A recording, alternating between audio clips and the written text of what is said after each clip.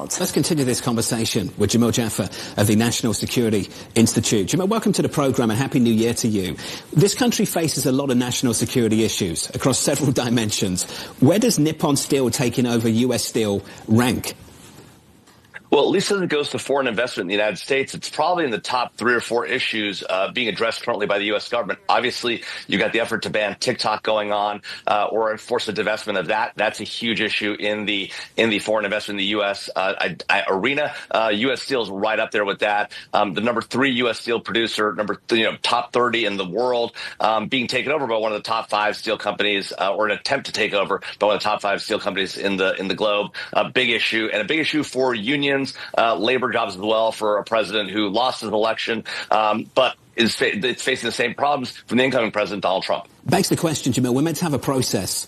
CFIUS is meant to take control of some of this for us. Do you think we've blurred the lines between politics and national security? And is that problematic? Well, yeah, I mean, look, the challenge is, of course, that it's always been a political debate as well, and the national security concerns have always weighed into the CFIUS process. They're at the core of the process. In this case, as you know, the CFIUS committee decided not to make a recommendation one way or another, leaving it to the president to make the call.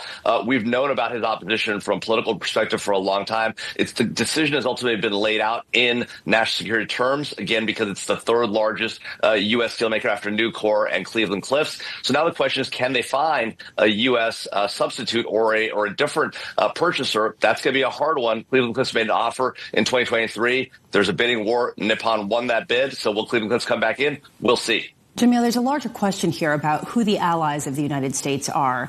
And is it important to solidify some of those bonds? I was reading about a Japan economy minister who came out and basically said, if this deal is rejected, it will send a stark message that investment from Japan, regardless of lack of security concerns, is not welcome in the U.S. How concerned are you about the U.S.'s efforts to fortify its connections with allies at a time where threats elsewhere, as we've just seen, are still dominant? No, this is a great point, right? I mean, the challenge is that we're facing a decades-level threat in China, both economically, politically, and militarily. And one of the points that the U.S. government has made repeatedly, and U.S. Political leaders have made repeatedly, is this is an opportunity to work closely with our allies. We've got to work with allies to be successful in the long-term battle, both politically, militarily, and economically with China. And, of course, the rejection of a major deal with a critical American ally, the Japanese, is a hard one. President Trump has welcomed the large investment that SoftBank, a Japanese entity, is making in the U.S. in artificial intelligence and other areas. So the question is, on one hand, you're willing to accept the AI investment. On the other hand, not willing to lose an iconic American steel company, in part because of labor concerns. How do those weigh in? And what does it say to our allies, not just in Japan, but in other parts of Asia and Europe as well, as they all look to see, will the U.S. be a good ally, a good economic partner, or should they turn to face China? Right, the U.S. needs to continue making that point. Our allies are important to us, even if we're not going to do this deal, which raises national security and political concerns for us. John was talking about the myriad threats and the myriad national security concerns, and I think about the attacks that we saw both in New Orleans as well as in Las Vegas. And I just wonder, given that we have 17 days until the inauguration of President-elect Donald Trump, how much do you think that there is a sort of renewed fragility? Are you sensing a sort of increase in threats and maybe fragility in addressing some of them in the United States? Well, look, there's no doubt that the U.S. is beset by threats all around the globe. We're in a situation today where we have wars raging in the Middle East, in Europe. We have a potential threat of a conflict with China in the South China Sea and the Taiwan Straits.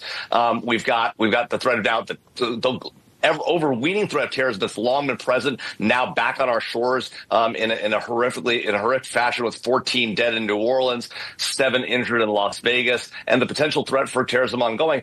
The threat level has always been high for the last few years. It's going to continue to remain high. And the key is the U.S. has to decide, do we want to be a global leader? Do we want to engage in issues overseas and fight our battles overseas?